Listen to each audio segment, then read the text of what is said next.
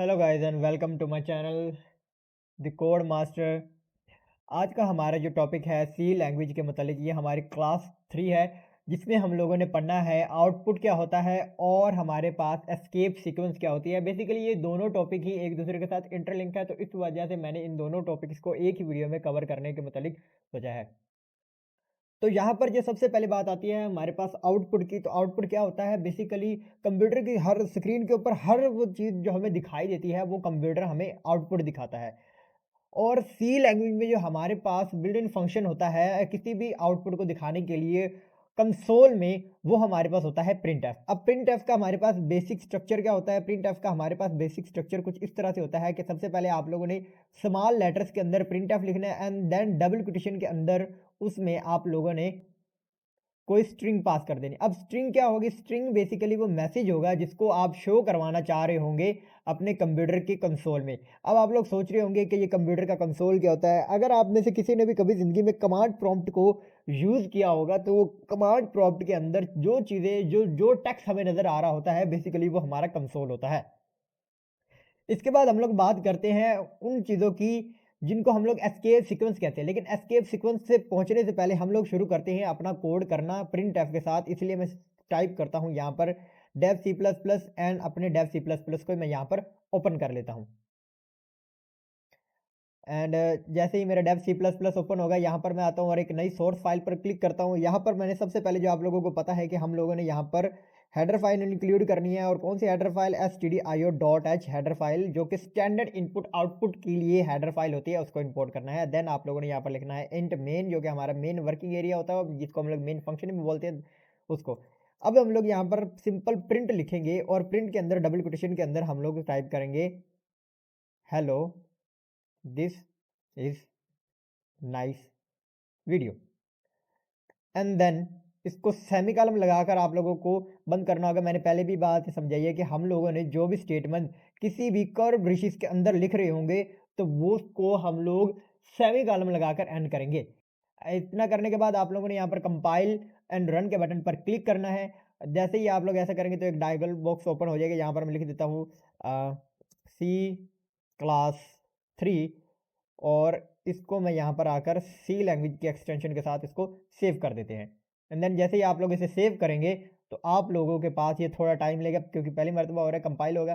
तो कंपाइल होने के बाद ये अपनी एक EXE फाइल हमें बनाकर देता है। जैसे कि ये कंपाइल हो जाएगा, तो अब इसकी आउटपुट आप लोगों को यहाँ पर नज़र आएगी और इसकी आउटपुट आ गई है hello this is a nice video. और अगर आप लोगों को यहाँ तक की मेरी वीडियो बहुत अच्छी लगी हो, तो प्लीज़ यार इस वीडियो को लाइक कर देना और आने वाली वीडियोज़ के लिए हमारे चैनल को सब्सक्राइब कर देना। देन यहाँ पर अगर मैं एक और प्रिंटफ लेता हूँ और इसमें भी अगर हम लोग यही करते हैं कि this is a another message and then इसको भी सेमीकोलन लगाकर क्लोज कर देते हैं और कंपाइल करते हैं। जैसे ही हम लोग कंपाइल करेंगे, तो आप लोग देख पा रहे हैं कि हमारे पास ये दोनों की दोनों ही एक ही लाइन के ऊपर शो हो रही है। इसकी वजह ये है क्योंकि हम लोगों ने एक आउटपुट तो बनाया है, लेकिन अभी तक उसका प्रिंटिंग बिहेवियर नहीं हम लोगों ने सेट किया कि प्रिंटिंग बिहेवियर क्या होगा। सी लैंग्वेज के अंदर जब आप लोग प्रिंटिंग बिहेवियर की बात करते हैं, तो आप लोगों को बेसिकली उसका प्रिंटिंग बिहेवियर जो होता है वो सेट करना पड़ता है, जिसके लिए हम लोग इस्तेमाल करते हैं एस्केप सीक्वेंस।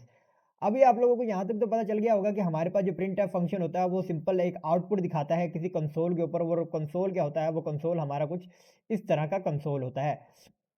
लेकिन अगर हम लोग बात करें कि अब इस आउटपुट को कंट्रोल करना है कि हमारे पास ये आउटपुट किसी खास फॉर्मेट के अंदर आ रही हो, जैसे कि हमारे पास पहला प्रिंटफ पहली लाइन के अंदर आ रहा हो, दूसरा प्रिंटफ दूसरी लाइन के अंदर आ रहा हो, तीसरा प्रिंटफ तीसरी लाइन के ऊपर आ रहा हो, तो इसके लिए भी हमारे पास एस्केप सीक्वेंस होती है। आप लोग ये चाहते हैं कि हमारे कोई स्ट्रिंग हो जिसके ऊपर बाकायदा डबल कोटेशन होकर प्रिंट हो, जैसे कि हम लोगों ने यहाँ पर लिखा है कि ये डबल कोटेशन के अंदर हम लोगों ने स्ट्रिंग को क्लोज किया हुआ है। लेकिन जैसे ही हम लोग इसको रन करते हैं, तो उस सूरत में ये डबल कोटेशन भी इसके ऊपर नहीं आ रही होती।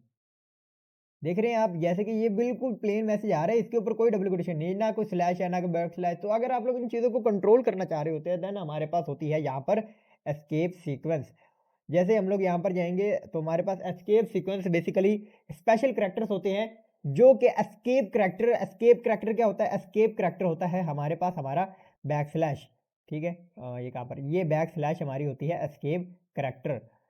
मतलब कि एस्केप सीक्वेंस हमारे पास हमेशा बैक स्लैश से शुरू होता है। सबसे पहले हमारे पास आ जाता है बैक स्लैश एन क्या करता है, ये डॉक्यूमेंट को प्रिंट करता है न्यू लाइन के ऊपर। अब इस चीज़ को समझते हैं। इस चीज़ को समझने के लिए हम लोग फिर से अपने डेव सी प्लस प्लस में जाते हैं एंड देन यहाँ पर आकर जैसे ही मैं यहाँ पर बैक स्लैश एन लिखूंगा और इसको अगर मैं रन करता हूँ, गलती से मुझसे ज़ीरो टाइप हो गया था, लेकिन चले।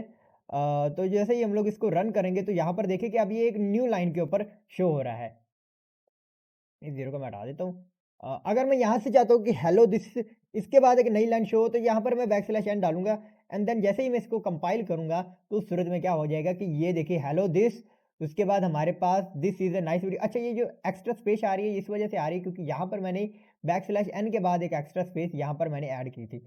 तो इस वजह से यहाँ पर ये एक्स्ट्रा स्पेस आ रही है, ठीक है? और this is an other message, ये हमें प्रिंट होकर नज़र आ रहा है। तो ये काम होता है बैक स्लैश एन का। बेसिकली ये क्या करती है कि आपके आउटपुट को एक नए मैसेज के मतलब एक नई लाइन के ऊपर जाकर प्रिंट करती है। देन बस आ जाता है दूसरा हमारा फॉर्मेट स्पेसिफायर, जिसको हम लोग कहते हैं बैक स्लैश टी बेसिकली क्या करते हैं, बैक स्लैश टी हमारे टेक्स्ट के अंदर एक स्पेस ऐड करती है जो कि तकरीबन तकरीबन एक टैब की स्पेस होती है। अब इस चीज़ को समझने के लिए हम लोग क्या कर सकते हैं कि जैसे ही हम लोग वापस आते हैं अपने डेव सी प्लस प्लस के सेटअप के ऊपर एंड देन जैसे ही हम लोग डेव सी प्लस प्लस के सेटअप के ऊपर वापस आएँगे, अगर मैं ये चाहता हूँ कि अब मैं यहाँ पर एक नई लाइन के ऊपर नहीं बल्कि हेलो दिस के बाद स्पेस ऐड करना चाहता हूँ और इज़ नाइस वीडियो जो हो वो एक टैब की स्पेस ले और आगे नज़र आई। मतलब कि ये वाली जो चीज़ है, ये इतना हिस्सा जो है, ये एक टैब की स्पेस लेकर थोड़ा-सा दूर नज़र आया हमें और ये वाला टैब से पहले-पहले हमें नज़र आया। तो हम लोग यहाँ पर क्या करेंगे, बैक स्लैश के बाद बैक स्लैश टी डालेंगे और जैसे ही इसको रन करेंगे तो आप देखना ये क्या होगा कि हमारे पास दिस इज़ नाइस वीडियो और इन दोनों के दरमियान हमारे पास काफ़ी बड़ा गैप आ गया। मतलब हेलो दिस के बाद ये टैब की स्पेस आ रही है, पूरे एक टैब की स्पेस आ रही है। किसकी मदद से? बैक स्लैश टी की मदद से और उसके बाद हमारे पास this is a nice video लिखकर आ रहा है। अब जैसे ही मैं यहाँ पर आता हूँ अपने पीपीटी में। तो हम लोग यहाँ पर देख पा रहे हैं कि इसके बाद एक और होता है जिसको हम लोग बोलते हैं back slash A. Back slash A basically किसी अलर्ट मैसेज के लिए होता है, लेकिन ये अभी काम नहीं करेगा क्योंकि मैंने अभी माइक्रोफ़ोन अपना जो है वो अटैच किया हुआ है, तो इस वजह से ये जो चीज़ है ये हमारी अभी काम नहीं कर पाएगी मेरी वॉइस के थ्रू। लेकिन अगर आप लोग दूसरी तरफ जाएँ तो ये होता है हमारे पास बैक स्लैश जो कि हमारे पास एक सिंगल स्लैश को प्रिंट करता है। अब इसको देखने के लिए हम लोग क्या करते हैं, अब इससे अपने डेव सी प्लस प्लस के सेटअप में आते हैं एंड देन यहाँ पर आने के बाद मैं अगर ये चाहता हूँ कि अगर मैं यहाँ पर एक और मैसेज प्रिंट करूँ, बेसिकली मुझे एक नया मैसेज प्रिंट करने के लिए यहाँ पर बैक स्लैश एन का इस्तेमाल कर देता हूँ ताकि मेरा जो नया मैसेज हो वो नई लाइन के ऊपर प्रिंट हो। और यहाँ पर मैं आता हूँ और यहाँ पर मैं लिख देता हूँ back slash hello I am code master और यहाँ पर मैं दोबारा बैक स्लैश का इस्तेमाल, चलिए एक दफ़ा इसको नहीं करते, पहले वाले बैक स्लैश के साथ काम करते। ओह! सेमीकोलन लगाना मैं भूल गया, आप लोग मत भूलिएगा सेमीकोलन लगाना। और जैसे ही आप लोग इसको रन करेंगे, तो आप लोग देख पा रहे हैं यहाँ पर एक बैक स्लैश हमें प्रिंट होकर नज़र आ गई, लेकिन ये सिंगल बैक स्लैश को प्रिंट करेगा। इसकी वजह ये है क्योंकि ये पहले वाले बैक स्लैश को एस्केप करैक्टर लेगा और दूसरे वाले बैक स्लैश को प्रिंटिंग करैक्टर कंसीडर करेगा। जैसे यहाँ पर मैं अगर डबल बैक स्लैश डालता हूँ और इस आउटपुट को मैं यहाँ पर क्लोज़ कर देता हूँ एंड देन अगेन मैं इसको रन करता हूँ, तो उससे क्या हो जाएगा हमारा ये जो कोड होगा, अब इसके आखिर में भी बैक स्लैश आ गई और इसके यहाँ पर भी बैक स्लैश हमें नज़र आ रही है। इसी तरह से अगर मैं यहाँ पर बैक स्लैश डबल कोटेशन को ऐड करता हूँ, जो कि आप लोगों ने वहाँ पर शायद देखी भी हो डबल कोटेशन क्या होती है, अभी थोड़ी देर तक हम वापस भी चलते हैं, ठीक है?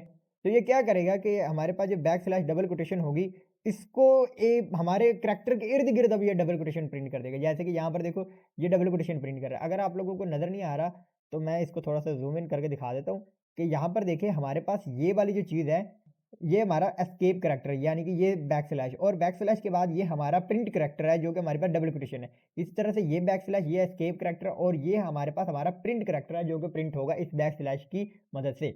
अमूमन ये करैक्टर सिर्फ लैंग्वेज खुद से ईज़िली प्रिंट नहीं कर पाते, तो इस वजह से हम लोग बैक स्लैश के साथ इसको ऐड करते हैं। इसी तरह से बैक स्लैश सिंगल क्वेश्चन भी होता है, वो सिंगल क्वेश्चन प्रिंट करने के लिए होता है। जैसे कि यहाँ पर मैं सिंगल क्वेश्चन डाल दूँ, ठीक है? और यहाँ पर भी अगर मैं यहाँ पर आकर सिंगल क्वेश्चन डाल दूँ, तो उससे क्या होगा कि ये अब सिंगल क्वेश्चंस के अंदर हमें आउटपुट दिखाएगा। जैसे कि ये आप लोग देख सकते हैं कि यहाँ पर सिंगल क्वेश्चंस हमें आउटपुट के अंदर नज़र आ रहे हैं। तो इस तरह से आप लोग एस्केप सीक्वेंस की मदद से अपने प्रिंटफ फंक्शन की जो आउटपुट का बिहेवियर होता है उसको कंट्रोल कर सकते हैं। आई होप कि आप लोगों को ये वीडियो बहुत अच्छी लगी होगी और इस वीडियो से आप लोगों को वो कंटेंट मिला होगा जो कि नेसेसरी होगा आप लोगों की सी लैंग्वेज की जनरी के लिए। तो अगर आप लोगों को हमारी ये वीडियो बहुत अच्छी लगी हो तो प्लीज़ काइंडली हमारे चैनल मास्टर कोड को ओह सॉरी कोड मास्टर को सब्सक्राइब कीजिए, बेल आइकन को प्रेस करिए ताकि आप लोगों को आने वाले वक्त में नोटिफिकेशन मिल सके और अगर किसी चीज़ की समझ नहीं आई तो आप लोग कमेंट सेक्शन के अंदर मैसेज छोड़ दें as well as I can मैं आप लोगों को उसका जवाब ज़रूर दूँगा।